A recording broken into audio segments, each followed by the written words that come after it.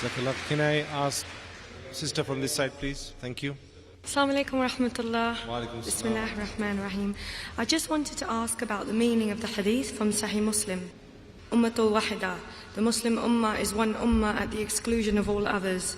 Their land is one, their war is one, their peace is one, their trust is one. And is this hadith relevant to us Muslims living in a non-Muslim society whose armies are killing Muslims, expelling them from their homes and fighting them as we speak? The sister wants me to throw some light on the hadith of the Prophet ﷺ that the Muslim is one ummah, irrespective of whether you're living. And there are various hadith the Prophet said that it's like one body, and if one part of the body is hurt, then all the rest of the body is also in pain. So in that context, as far as the Muslim ummah is concerned, irrespective of whether you're living in a Muslim society or non-Muslim society, whether you're living in UK or America or Saudi Arabia, the Muslim ummah is one. And if one part of the ummah is hurt, it's a duty as far as possible, whatever ability a person has got, he should see to it that he helps. So there are various situations. For example, if you know that there's one part of the Muslim ummah which is poor or doesn't have enough resources to feed themselves, it's the duty of the other part of the ummah to see to it that they give them, whether it be from zakat money or from sadaqah money, whatever it is, so that they help the other part of the Muslim ummah. Now we know the scenario is such that we find that certain portion of the Muslim ummah, they are being attacked, they are being harmed. So whatever capacity we have and whatever ability we have got, it is a duty that we as Muslims, as our beloved Prophet Muhammad ﷺ said, that if you find anything evil, the best is to stop it with your hand.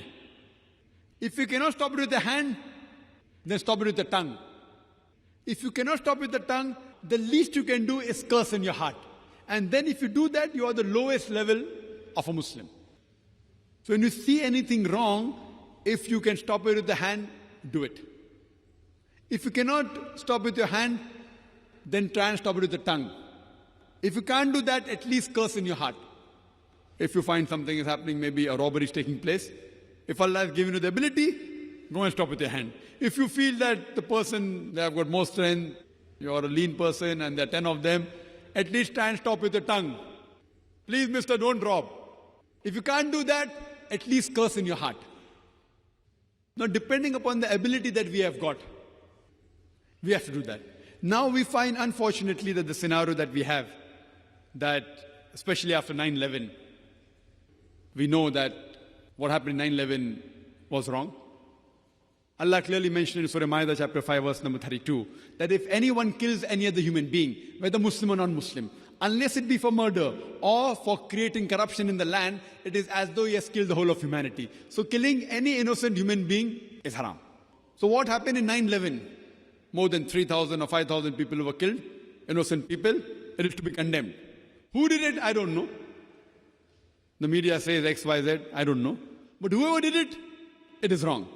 What happened in London on the 7th of July, where more than 50 people were killed, innocent human being, it is to be condemned. Whoever did it is at fault. It is wrong. But what we have to realize, that unfortunately, when Muslims live in non-Muslim society, they try to be over-apologetic. We find in America, we find in UK, all the Muslim body get together and they condemned the 9/11. Correct? No problem. They condemned what happened in 7th of July in London, which I too condemn. But in the same breath, we also have to condemn the thousands of people killed in Afghanistan. We also have to condemn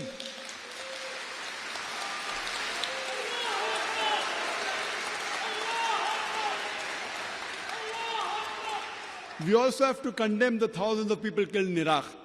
What's happening in Palestine? Every day Muslims are being killed. What happened in Bosnia? We have to condemn that too. Why do we stop?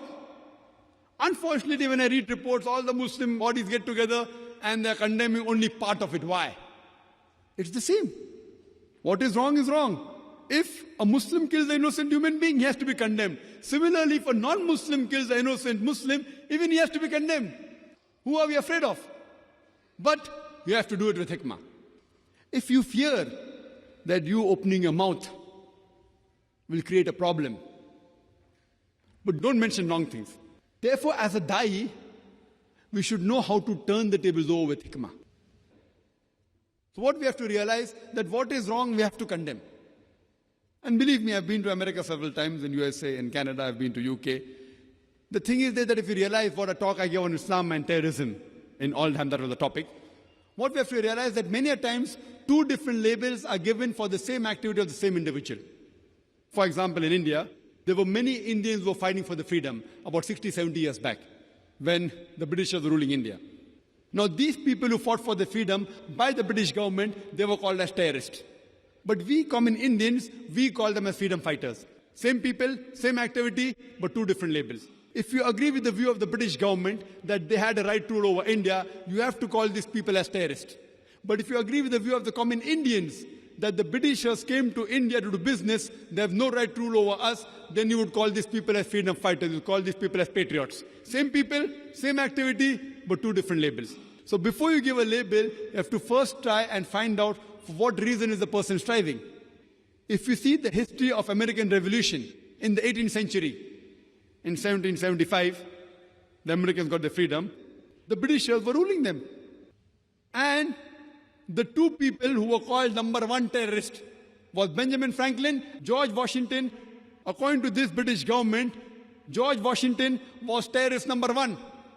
And later on, this same terrorist number one becomes the president of America. Imagine, terrorist number one, according to British government, becomes the president of America. And he happens to be the godfather of all the American presidents to follow, including George Bush. So what we see today is whoever is in power, what he says carries weight. We can give an example of the apartheid government of South Africa, white apartheid government.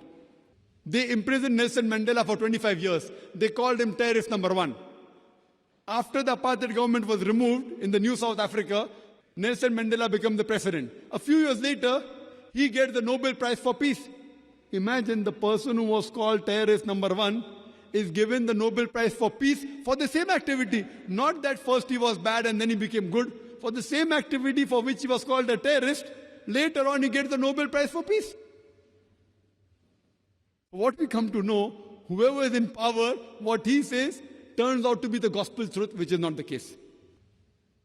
So what we have to know, we have to go to the root cause. So we as Muslims, what we have to do, sister, is we have to speak for the haqq.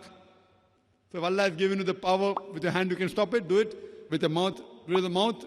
Least you can do is curse in your heart and pray for the ummah. Hope that answers the question.